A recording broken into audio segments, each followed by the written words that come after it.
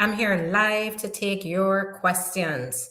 It's so good to see you. So good that you can join me and that I can be able to just give you some updates. So there's a lot going on, as we all know.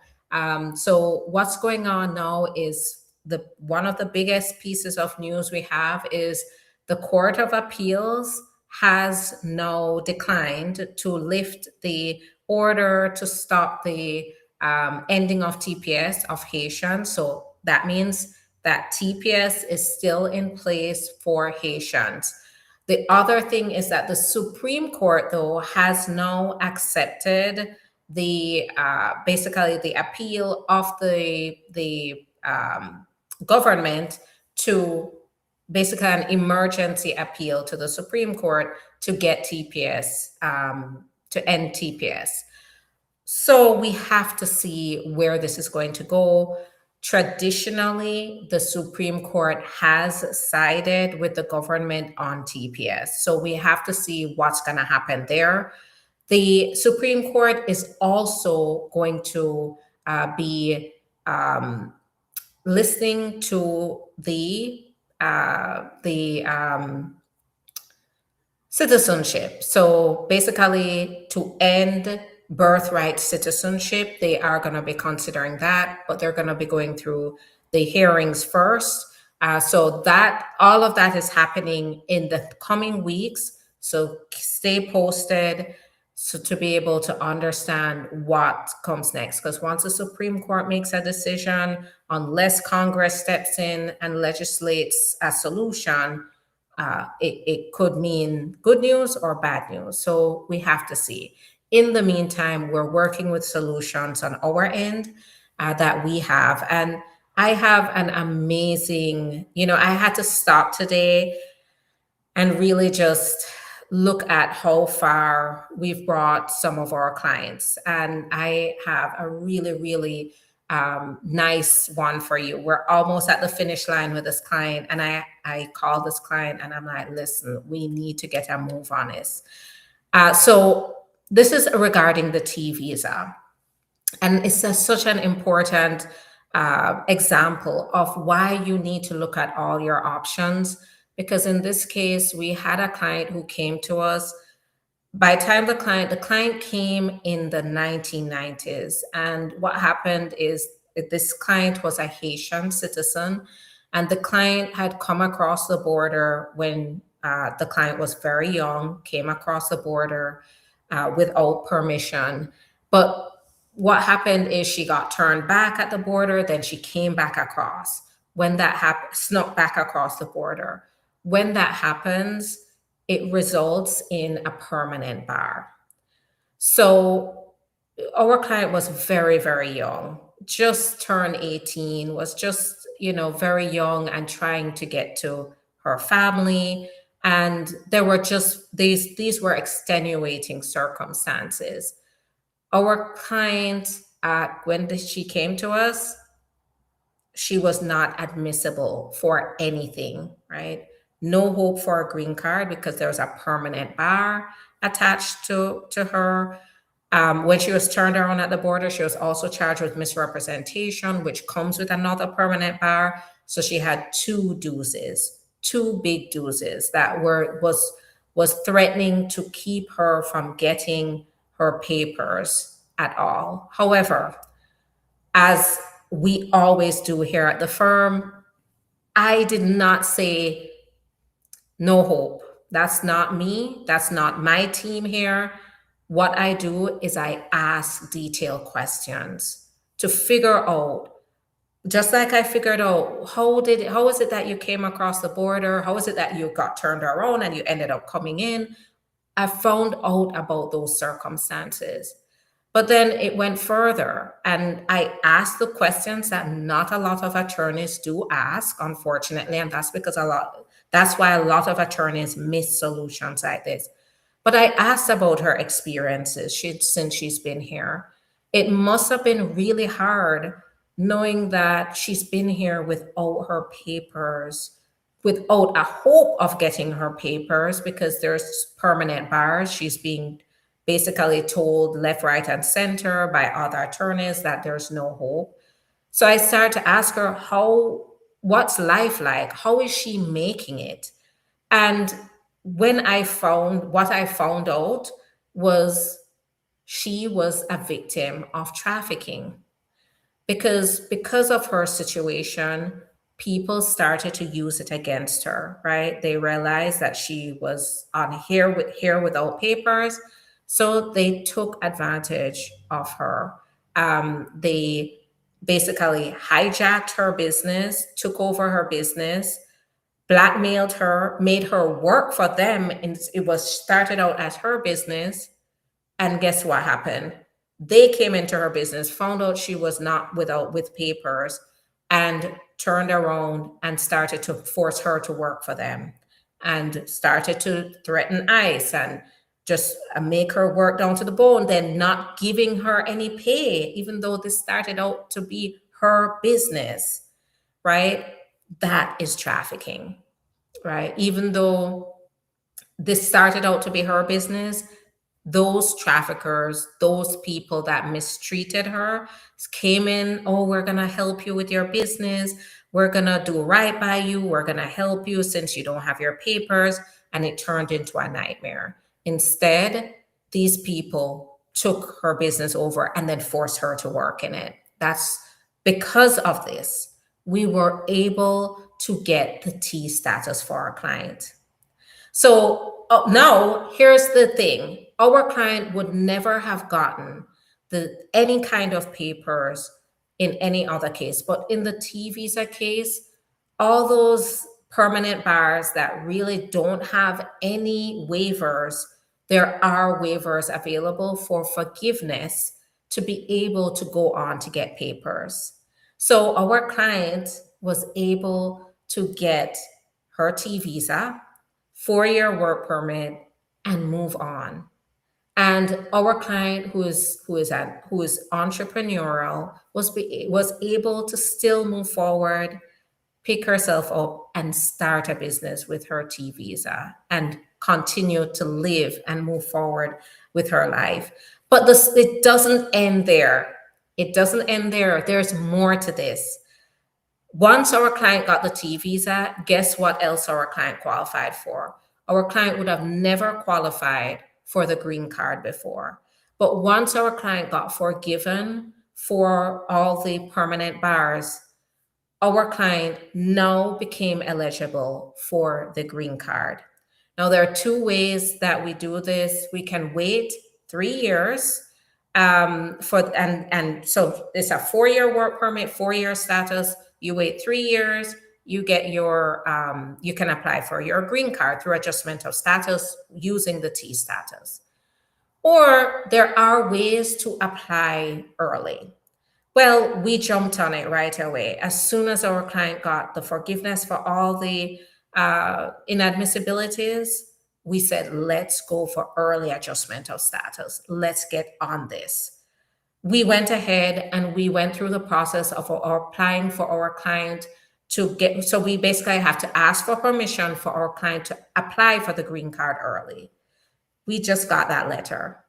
Our client is a Haitian citizen, and even with everything that is happening, we just got the letter from Department of Justice confirming that, yes, you can move forward. Your client can now apply early for adjustment of status. So what's going to happen now is we are going to go ahead and submit that green card application, that one thing that our client was never eligible for. No, it is right there on the cusp of reality for her. This is what the T visa has done for our client, right? So I want you to hear about this, because this is what we're doing here in this office. We're making a difference.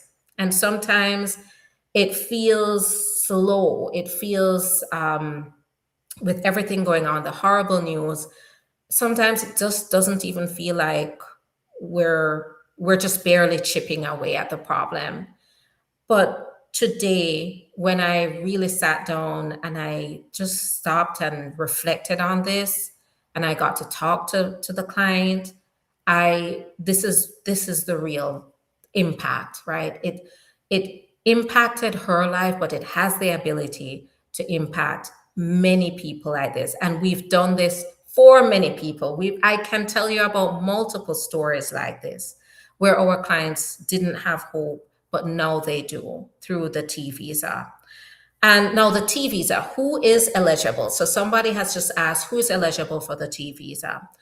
So in this case, the T visa, if you have been here and you've been mistreated by someone who used you, basically used you to get something out of you, whether they got your labor from you, they got you to do acts that you weren't willing to do, um, then you are maybe eligible for the T visa. So I like to say it's very broad and it's so fact based.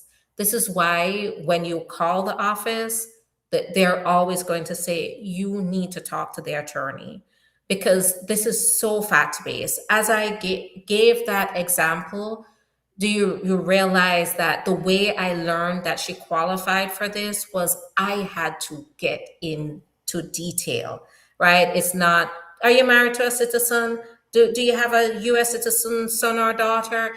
It is more about what's your experience? What has been your life here? What have you been through, right? When I hear those facts, I'm able to find solutions for my clients.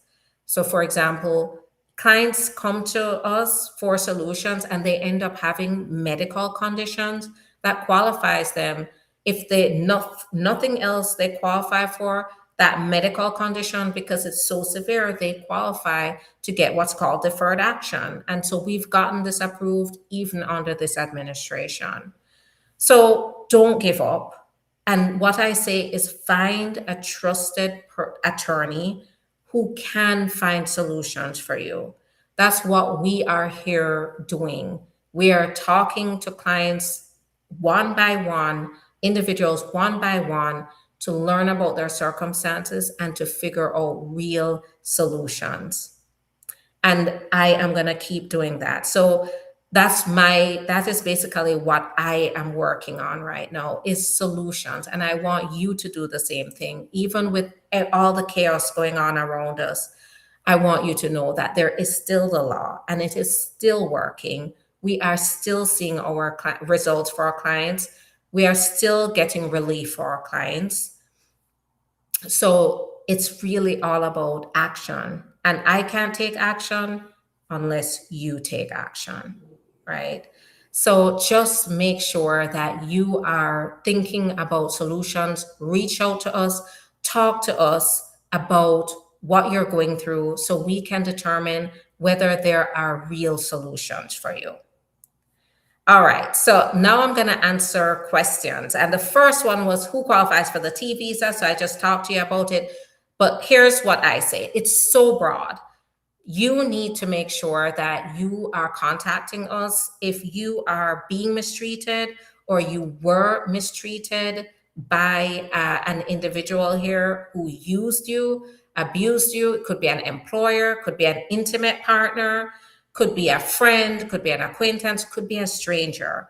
If you were in a situation where you felt trapped and that person you basically held your immigration status over your head, even if they didn't say it straight up, you knew that was the case and you felt forced to stay in that situation, then it's time to talk to us about getting you relief here under the law, right? These are real legal solutions that we are getting for our clients. All right, so let me go ahead and answer some more questions. Go ahead and put questions in the comments.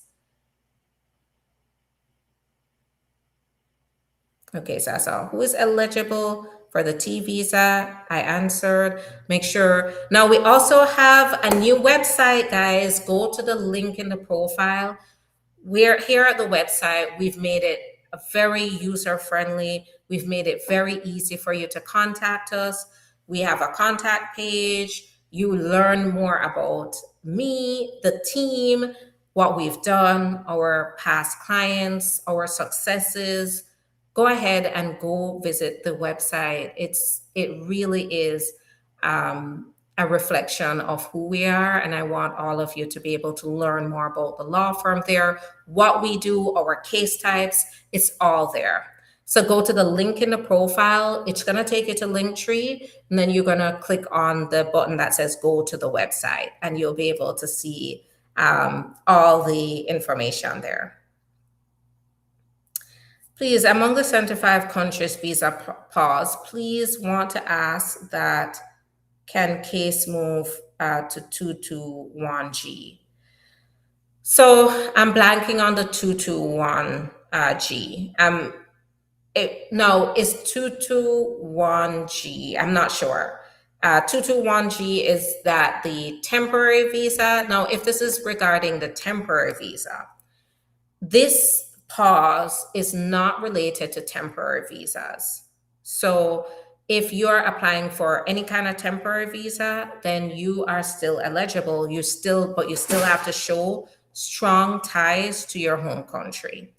The pause on the 75, basically the visa pause, the immigrant visa pause is related to the immigrant visa, which is the immigrant visa is for green cards, right? So permanent residents.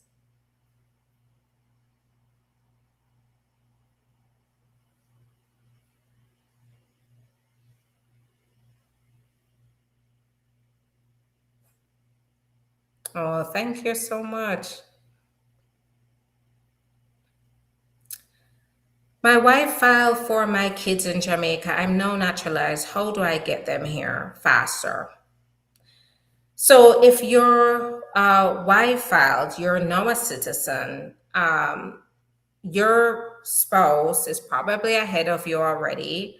If you're still together, everything is still good with your spouse, she still wants to continue to file for the kids, then that's going to be the best way. You filing for them it could be a plan B, but keep in mind that you're going to be behind her petition in processing times. The other thing, unfortunately, is we're still dealing with a pause, right? You have a process in place. You have a process that's pending. That is important that you still have that process pending. But there really isn't, if your children are in Jamaica, unless they're in the US and can file for adjustment of status, there's really no way around that pause right now. But here's what I say. Still make sure you are applying. If you qualify, apply. Don't let this stop you from applying for what you qualify for, because you could lose eligibility if you don't apply on time or you don't meet a deadline. But unfortunately, if your spouse has already applied, everything is good there, you just have to stick with that process. You could file a petition as a backup, but it's not going to make the process go faster. It also depends on how old your kids are, because I know we talk about our kids, but some of us, we may have 21-year-olds or 22-year-olds that we still feel are our kids. So it also depends on how old the kids are. Now, if your spouse filed for the kids, as long as the kids were under 18 at the time you got married, that petition should still be okay. So this is where I say, if you have any doubts, questions, definitely make sure you're talking to an attorney.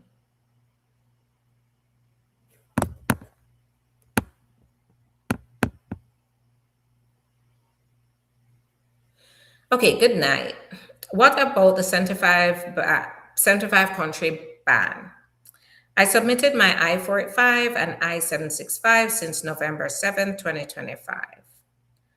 I haven't received any notification that they received it. So I would be concerned if you submitted it in November and you have not received a receipt notice. Yeah, that's maybe a problem. There could be a number of things going on with the application.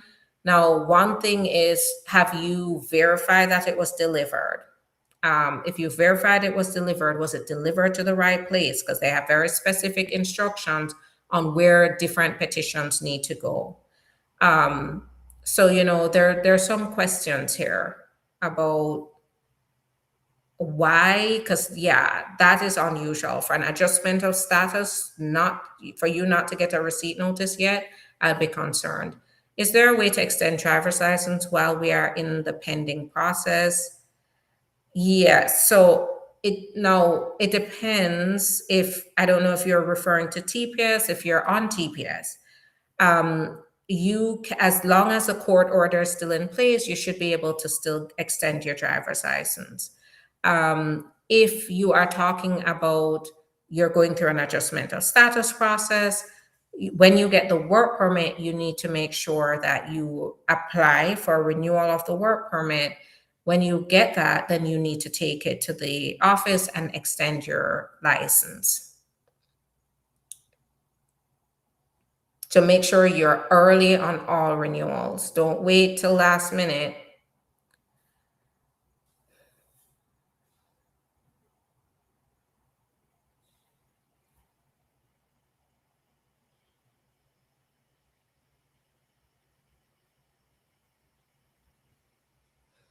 Okay, so remember here, when you're contacting us through Instagram, we definitely have people who are talking. We have our agents that talk to clients and, well, individuals through our DMs, but keep in mind, we don't provide legal advice through the DMs, and that is for protection of people, right?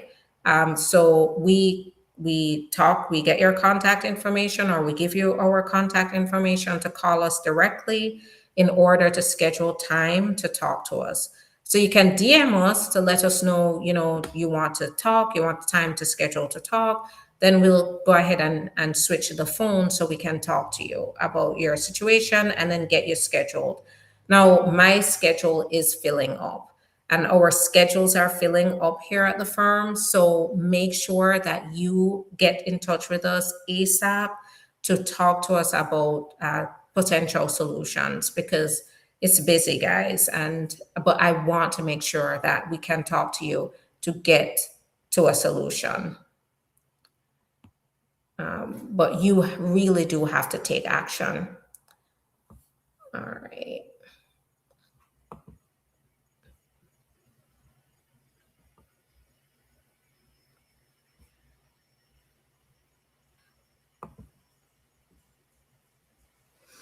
Okay, I'm on TikTok. You can continue to put your questions in the comments on Instagram. Hi there, Nadia. It's nice to see you. Are you getting delayed in T visa, EAD, BFD? So there is a delay between the BFD and the EAD. So first, the BFD comes, which is the bona fide determination letter comes, and then the EAD tends to come later. The bona fide determination letter is still very valuable because it clearly states that once you have that BFD, you cannot be placed in removal, and then the EAD comes after. But yeah, so we are seeing delays. Now, keep in mind, guys, that I don't work for the USCIS. I do work to advocate for my clients, and we do it well before the USCIS, but we do not work for them. We don't control processing times, right? So what I do is I give estimates based on what we are seeing, based on the patterns, but in no way, shape, or form can we control processing times. Good night. Can I file for my husband on green card, and how long? Yes, you can, but we need to understand.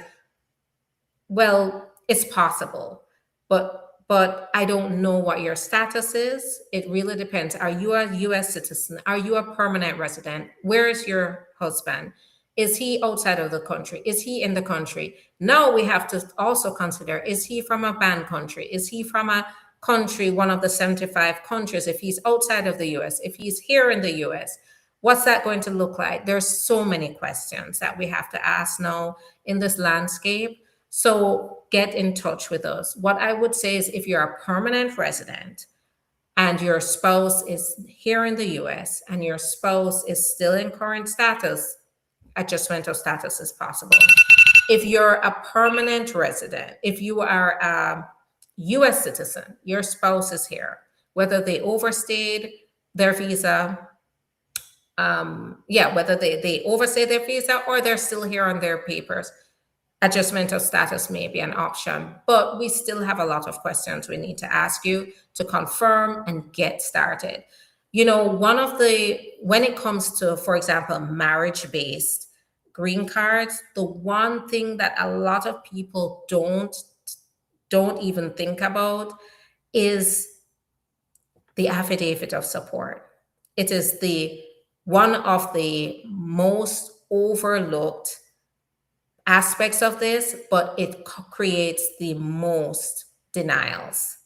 So make sure that you are looking at these are things that we look at. We ask those questions. You know, what's your income?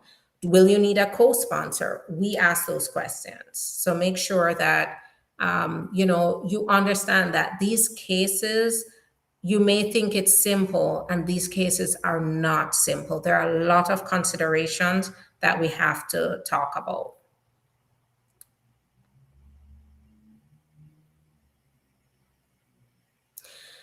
Did they stop the re-entry permit?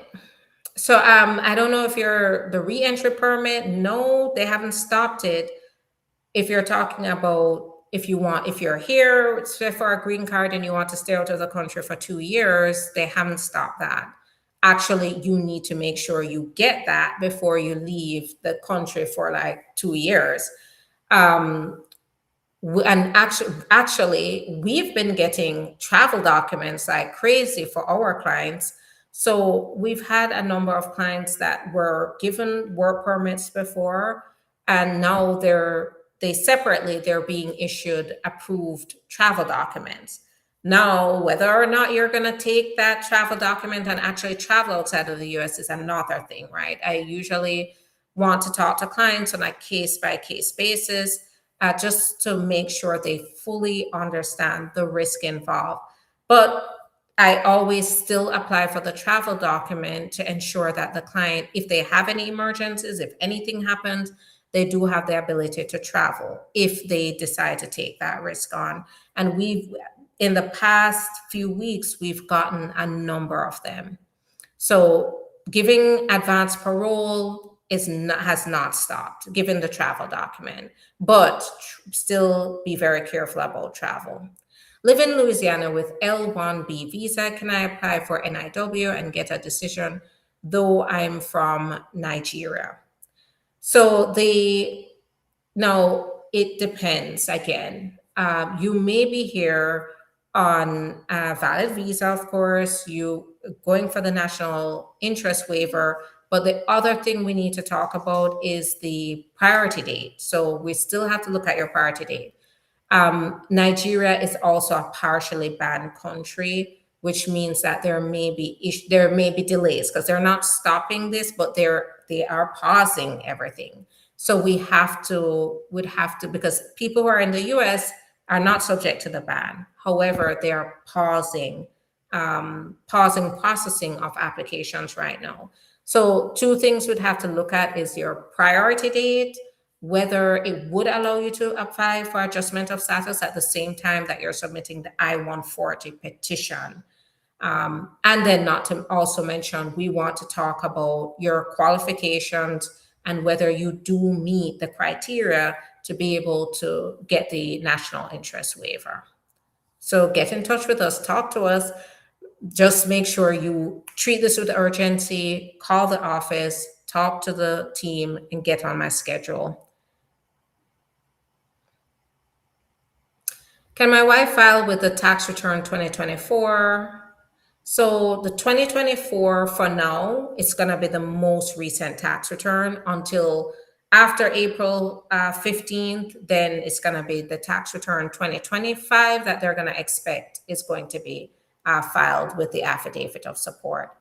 My 48-month is expire. What I'm going to do. So in the case that the 48 months expires, we arrange for our clients to get a stamp. So it's you schedule an appointment with the USCIS to go get a stamp. So we go into our USCIS account, we schedule an appointment for our client to go in and get a green card stamp in their passport, and that usually takes care of it. It's 22 months now. What's going on with the T visa? What to expect? So I don't know why you're saying 22 months. The processing times is outside of our control. And each case is different, right? So just because it hits 22 months does not mean that you're just going to get a decision because it's 22 months, right? The USCIS is very much running on their own schedule and own timeline. I can say that the average processing time now is about 2 years or more. So we're seeing about 28 months. What to expect? What we're seeing is around the 2-year mark. Right now, you'll see if you go to the USCIS website, you'll see it's actually 28 months now, but we're seeing a decision at around that time. If you haven't received your work permit yet, your bona fide work permit, then you're likely going to get that work permit upon approval of the T visa. I want to know why they're canceling interview appointments for citizenship. There may be varied reasons, but some of it is related to the pause. So some people are from certain countries where they're pausing citizenship. So that may be it. Can I file a habeas corpus even though I have a final removal? So no. No, if you're detained, the habeas corpus is really in the case that you are facing threat of detention, imminent threat of detention, or you are detained. In the case of a final removal order, there may be other types of strategies to look at, but it really depends on the reason. With the final removal order, did you go to court? Did you go to your final hearing? Did you not get notice? Was it a final removal order and abstention? That counts on how we would then approach the case. It might be a motion to reopen, for example, in the case that you had no notification of the removal.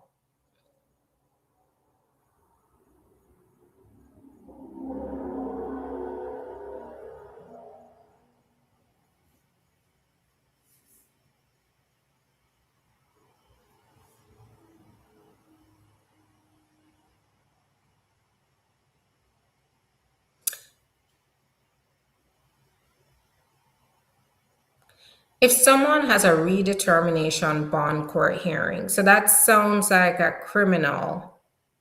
I don't know if this is now. Yes, we have bond in. We do. Oh, yes, we do have bond in immigration court. Now, keep in mind, is pro se a good way to go? No. You're never going to hear me say yes. Pro se means you're going without an attorney. You're never going to hear me say go without an attorney. There are real legal arguments and criteria that you have to argue in order for the judge to redetermine the bond, right? So for instance, you have to show that you are not a flight risk, right? If you, that is going to be one of the criteria here, that you're not a danger to the public, right? And some of these, you would be surprised how in-depth these arguments have to be. We've cited to case law. We've shown, for example, one of our clients was detained by ICE, and how our client got detained by ICE was our client was driving and got stopped. And when he got stopped, he got so spooked, he backed right into the police cruiser by accident, but that got him into more trouble. He was detained and sent right over to ICE because I believe it was in South Carolina. Now, because our client had a pending criminal case now, right? It's traffic. He wasn't a danger. It wasn't like he intended to hit the police car, but he now had a pending criminal case that he had to attend to. And so we were able to make sure to show the judge that our client is going to be deprived of due process if he's not released and able to attend his court hearing in order to address the criminal offense, the violations that the police cited him for. He had his family in the area, so we could show that he was not a flight risk, that he had ties to the community, and that before this happened, he did not have a criminal record. So he was not likely to be a danger to the public. But these are strategies, these are legal strategies that a non-attorney isn't really gonna think about, right? Because this is all based on legal research, case law that we look at when we're gonna go, and we look at each fact. It's not a one size fits all. So going to any kind of I would say going to anything, guys, without an attorney is a bad idea. Going to interviews, going to court, bad idea. You want to make sure you're looking out for yourself, right? You need to make sure you're investing in yourself and betting on yourself by getting the right people to help you. So no, do not do it pro se. Can my wife file? Okay, so I answered that. If someone has, okay, so I answered that.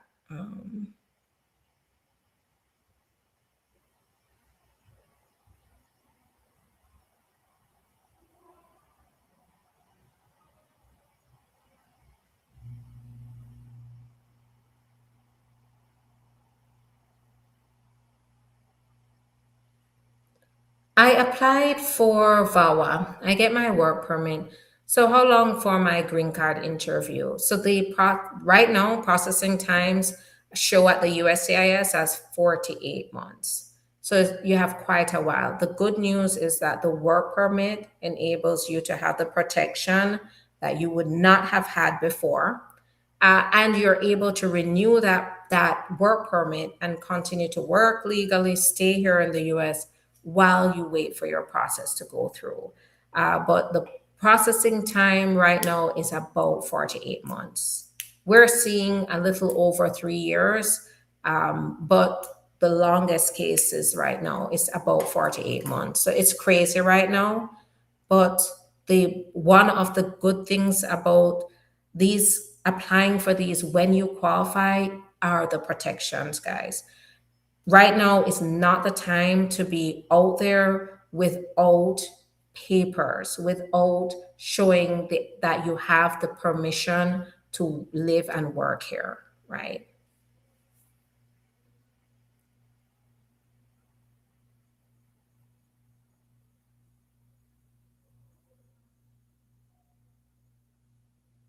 What's the possibility for an approved VAWA case?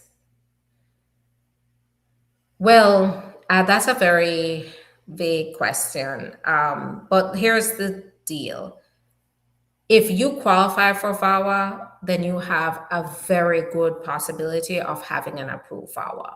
But we'd have to figure out if you qualify, because these case types are not a one size fits all.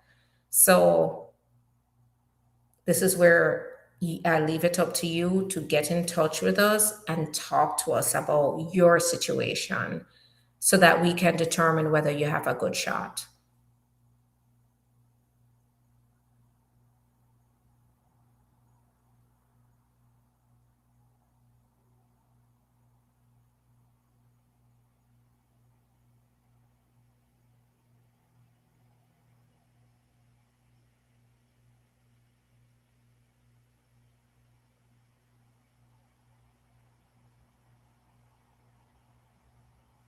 Hi there, Eddie.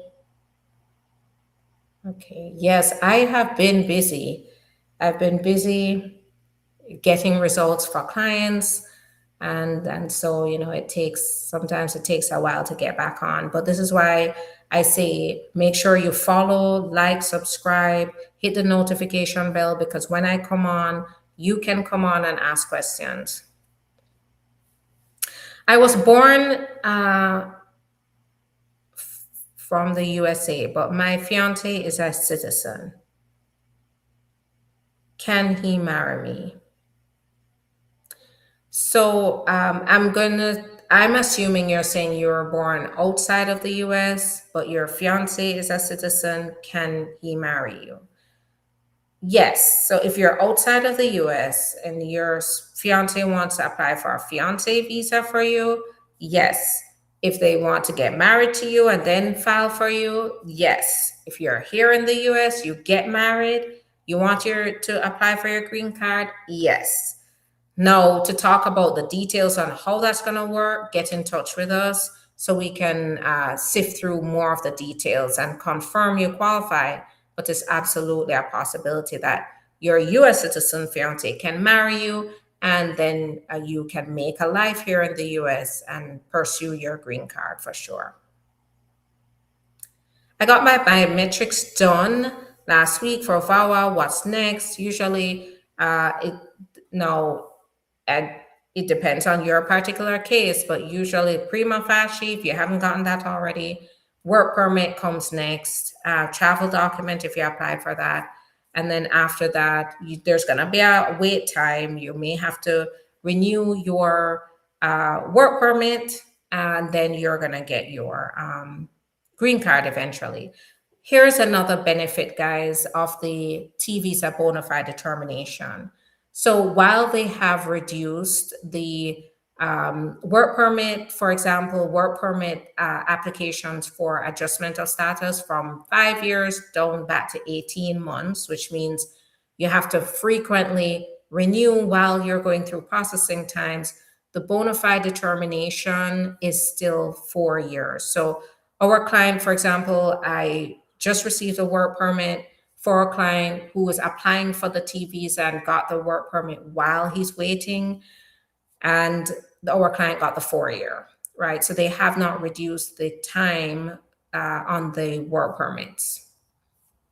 My husband got his SSN and EAD in August 2024 and still waiting for green card. What can we do? So at this point, was there an interview? If there was no interview and you're now beyond the case processing times, an inquiry may be the first action to take in order to see what's going on. Is it good to change my physical address after my marriage interviews? If your physical, no, it's always best to make sure that you and your spouse's addresses, you make sure you update your addresses to show that you're truly living with your spouse. If you did it after the interview, then go ahead and make sure you update your address. But this is why it's so important to make sure you have legal representation and help before applying, because these are things that we help our clients to understand the effects of it, what to do, and just to make sure that everything is lined up for their green card process. The reentry question is for a minor who has legal residence. Okay, so the reentry permit is still there.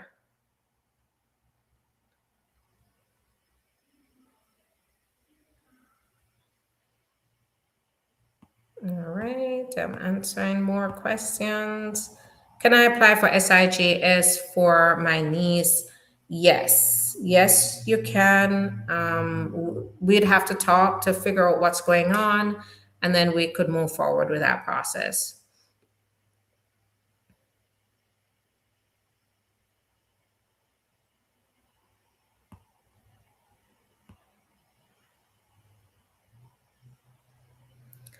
For those persons not afforded an attorney and or detained without access to an attorney, should they ask for an order for stay?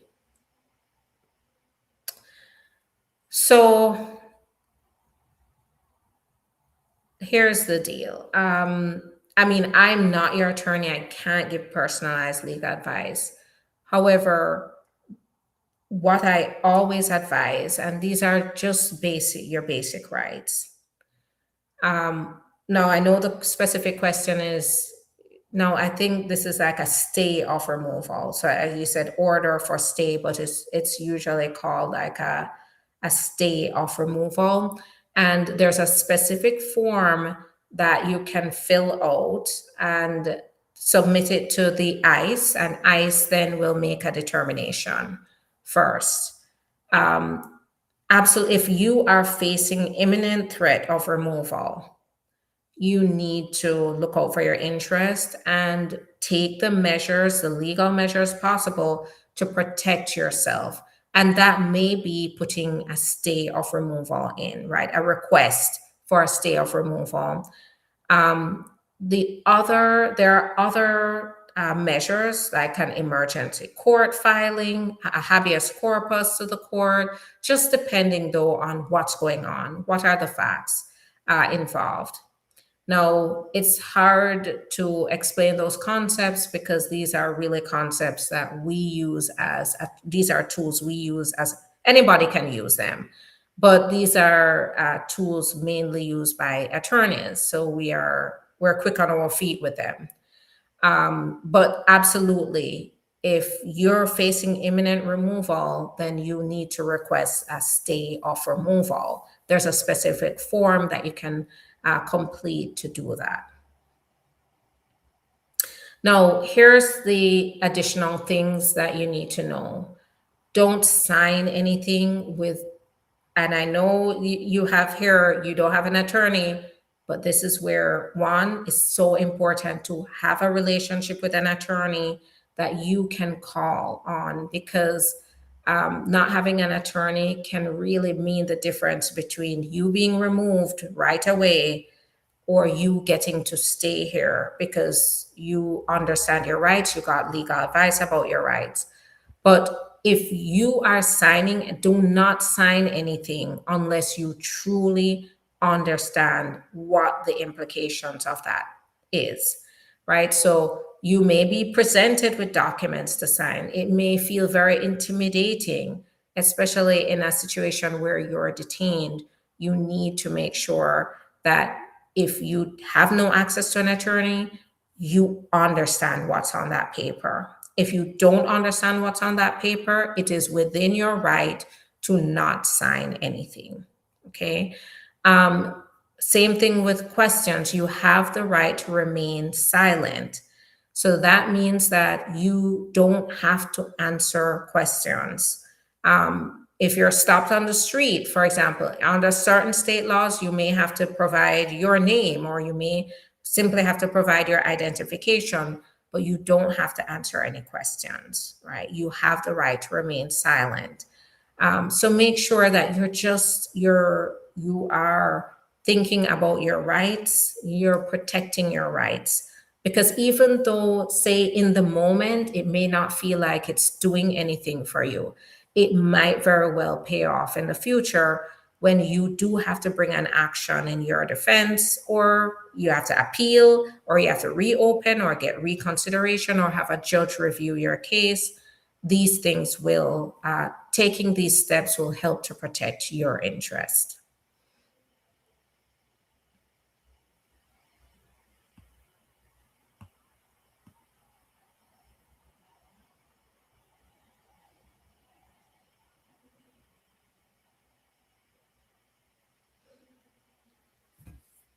Ma'am, can one site still apply for asylum? Yes.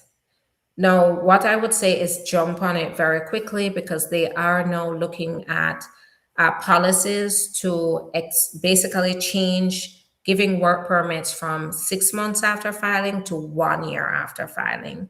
So you want to be ahead of the game. If you qualify for asylum, make sure you're on top of it. Thank you so much for the love on TikTok, on Instagram. It really makes a difference because it allows people to see this information, to hop on, to participate, to ask questions that they need to be asked. So thanks so much for being able to spread the word and promote the live through just hitting the like button. Hi there, Sasha. It's nice to see you as always. I think we go as far back as 2021. You've always been on my lives. It's nice to see you. Please just want to know, our advanced parole taking 2 years to be approved? So I would say about a year to be approved on average. And it depends. Now, family-based advanced parole, you're looking at maybe 3 months. Now, if you are applying for emergency advanced parole, where you have to travel very quickly for an emergency, you're looking at very quickly, within 6 weeks to get an emergency advanced parole. But once again, travel, you really need to consider the risk. My husband was an asylum seeker before we met, and his current work authorization is good until 2030. Okay, yep. So that's good. Yeah. So that's still going to be in place. Do you have any update on DV lotteries? So I did see that they're going to start the lottery again, but I have to go look more at what's going on with it. But I do see they're going to restart it again.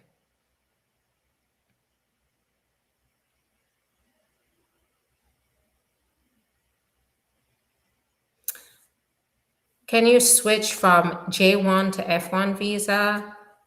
It's possible. It is a possibility as long as there's not the 2-year foreign residency requirement.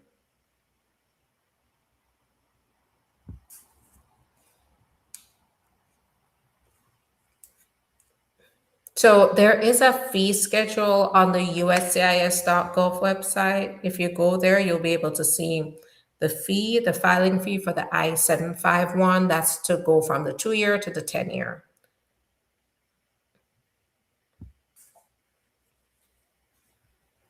I've been waiting for my VAWA process for 4 years. Is that normal? Unfortunately, it is not out of the ordinary. 4 years is definitely longer than what we're usually used to, but not very far beyond the 3.5 years.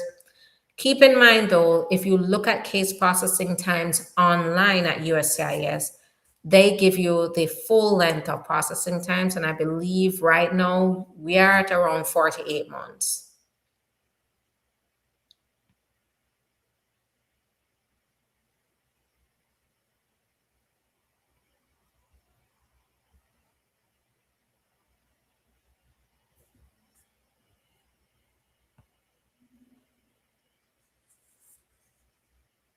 I just got my receipt notice for VAWA. What comes next and what is the timeline? So biometrics comes next, maybe prima facie. Sometimes prima facie comes before the biometrics. Biometrics, I would give it another 2 to 4 months for biometrics. Then after that, if you applied for adjustment of status, a work permit, travel document, at the 6-month mark to the 12-month mark. So it could be along that timeline, you'd be able to get the work permit and the travel document. What if someone work permit expired and they're still working? So it's going to depend on what kind of work permit you got. And the next question is, why don't you just renew it? So if you have any questions, there is time to talk to an attorney for sure. Hi there, Jordan.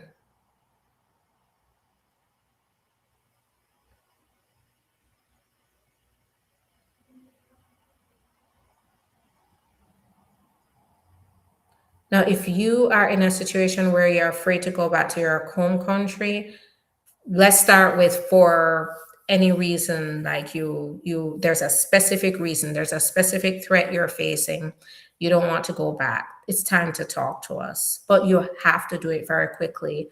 Asylum is something that has a deadline, and if you apply past the deadline, it's going to mean it's going to reduce your chances of success, right? It's going to make it harder.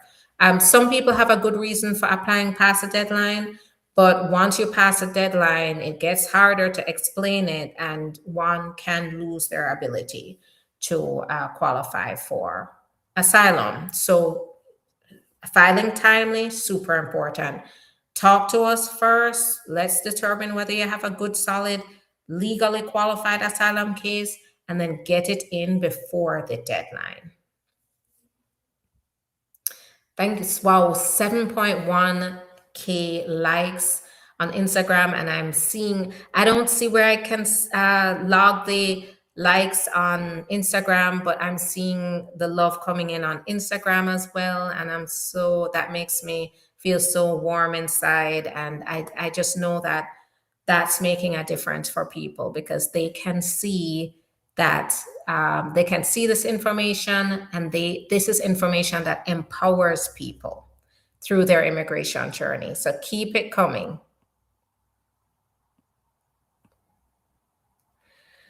My husband is a US citizen, and he filed for my 13-year-old daughter last year, May. She's in Jamaica. How long do you think the wait will be?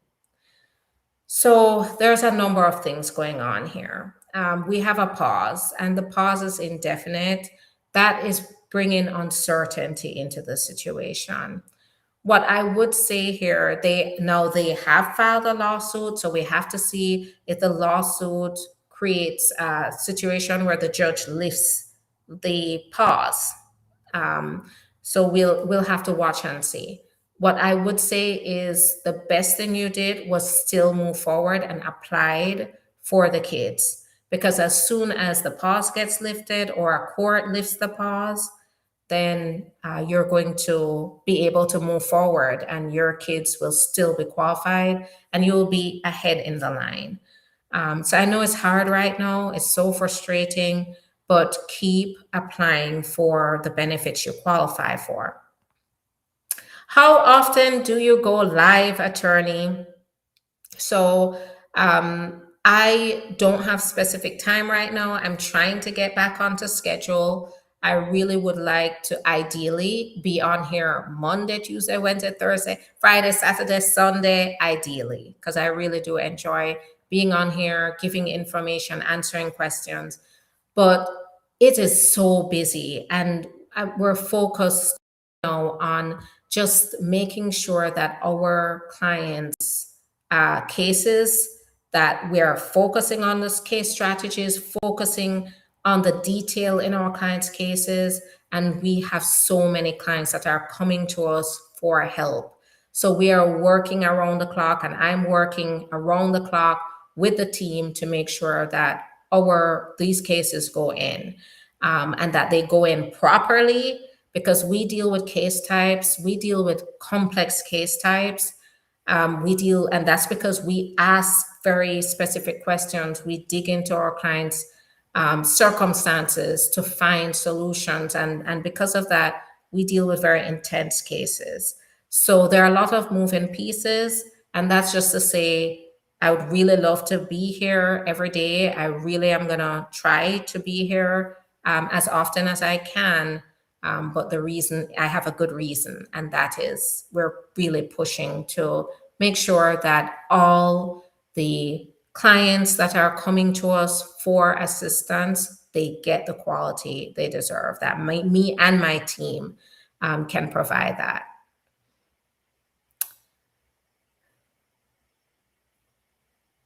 Okay, so no biometrics after 8 months. Yes, that's not strange either. Do you specialize only in immigration law, or are you civil, criminal? So we do a majority immigration. I am a certified acceptance agent, so I do assist clients to be able to get their ITIN as well, so their ITIN numbers. Oh, thank you so much, Sasha. Yes, they are. The team is great. My team is great, and that's why we bring good results. I appreciate that.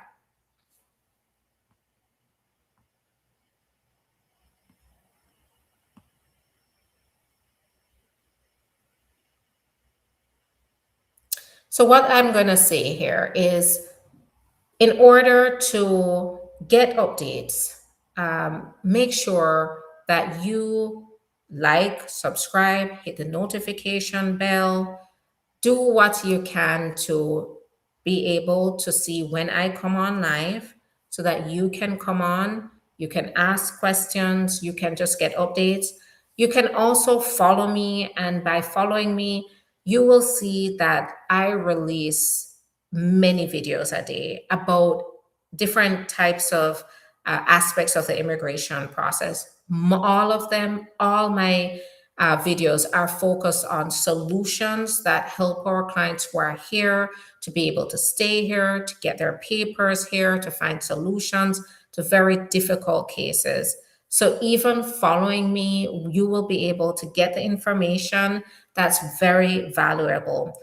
And then most of all, you want to actually take action, move forward. It's time to give us a call, right? Or where our phone lines are, we have 24/7 answering. So we answer our calls 24/7. And during business hours, we call you right back. Go to the website. The website is awesome. It really tells the story about who we are, what we do. It comes directly from our clients. Our clients tell their stories about what they have been through and how we've helped them.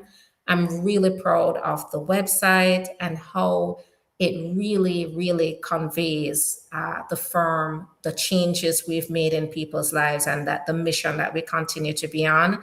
So go check out the website. That's another way to get in touch with us directly. And remember, your contact with us is confidential.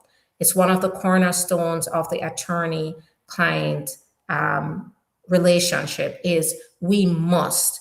It is not an option. We must be able to maintain confidentiality. So we're a safe space to be able to talk about your circumstances, your situations, be able to find solutions. So get in touch with us.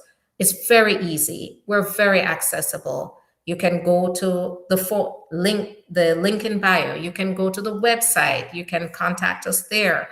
You can DM us, and then we'll give you either our contact information or we'll get your information so we can call you.